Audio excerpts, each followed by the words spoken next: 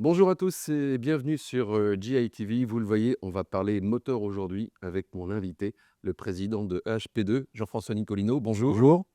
Alors, votre structure, en fait, réunit des anciens du sport auto, on pourra en parler un peu plus tard, mais des gens qui ont fait de la F1, de l'endurance. Le moteur thermique, ça vous connaît, mais là, on parle bien de moteur d'avion parce qu'effectivement, l'aéronautique, c'est un domaine dans lequel vous investissez depuis maintenant au moins 10 ans. Effectivement, donc on a une équipe, moi-même je suis issu principalement de la compétition automobile, puisque j'ai passé 15 ans chez Peugeot Sport et 15 ans chez Mecachrome, où on a fait, notamment, Des belles références. des belles références. On a fait, avec mon groupe, tous les moteurs de la 908, V12 et V8.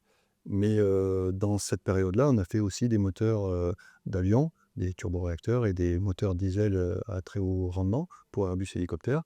Et donc moi, j'ai créé ma structure en 2018 et très tôt, on s'est orienté vers le marché de l'aéronautique.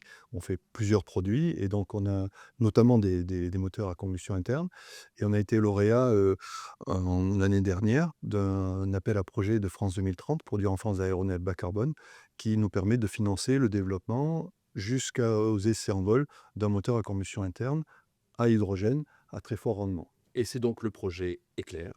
Éclair, effectivement, alors qui s'écrit un peu de manière compliquée puisqu'il Pas a comme fallu un éther au chocolat, ni comme un éclair dans le voilà, ciel. il a fallu mettre un H quoi pour hydrogène à l'intérieur, donc c'est un éclair avec un H pour hydrogène.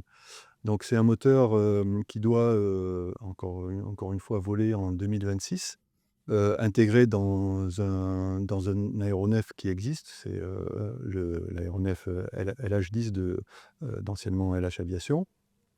Et donc il y a une puissance maximale de 200 kilowatts, 260 chevaux, qui est surtout conçu pour avoir un très bon rendement en altitude, à 12 000 pieds pour les puristes et qui doit faire 45 de rendement à 100 kilowatts de puissance.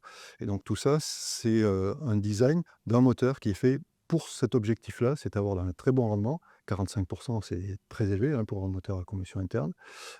Et il est fait que pour brûler l'hydrogène et pas autre chose et donc il est conçu pour ce très fort rendement et la combustion d'hydrogène. Et ce qu'on voit d'ailleurs aujourd'hui dans l'aviation, c'est qu'il y a 2 écoles, il y a la pile à combustible et puis il y a le moteur à combustion, hydrogène.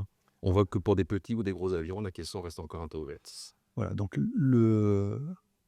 l'avantage du moteur à combustion interne, c'est, la robustesse, la fabricabilité ou la fabrication qu'on peut faire sur des usines qui existent. C'est aussi, l'accès à quand on fait un moteur, qui est conçu pour brûler d'hydrogène, un très fort rendement et un très fort rendement, qu'on appelle installé dans l'avion et en concurrence, en termes de rendement directement la pile à combustible, mais avec beaucoup d'avantages, encore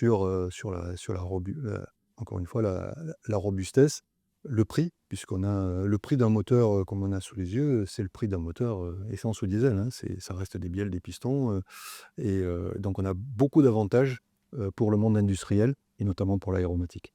Quand on est une petite structure, comme vous, naturellement, le nerf de la guerre, c'est l'argent. Est-ce que l'État aide suffisamment les petits entrepreneurs? Alors, on a eu la chance d'avoir une subvention, d'un montant assez élevé, hein, donc on parle de plus de 4 millions d'euros pour faire tout ce projet-là. Néanmoins, nous, on est dans une démarche de levée de fonds et d'association avec des gros partenaires, industriels pour pouvoir mener à bien tout ce projet-là. Alors, dans le cadre du projet subventionné par France 2030, on s'arrête aux essais en vol, mais aussi on a toute une démarche, notamment dans le cadre de notre levée de fonds, pour industrialiser ce type de projet, puisqu'on a vraiment une vision industrielle pour rentabiliser un projet de ce type-là, qui est avant tout fait pour être vendu, commercialisé et dans une vision industrielle. Alors on va, parler d'automobile car, effectivement ça reste votre ADN et les 24 heures du Mans passent à l'hydrogène en 2028, donc ça ouvre des opportunités pour vous?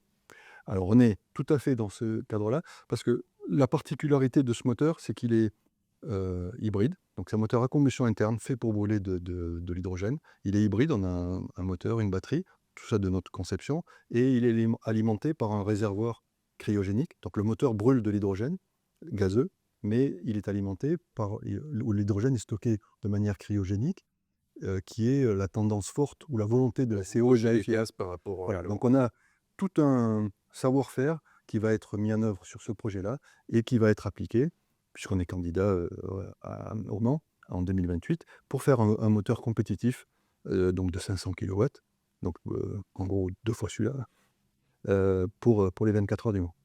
Merci, c'était Jean-François Nicolino, le président de EHP2. À bientôt sur GIT.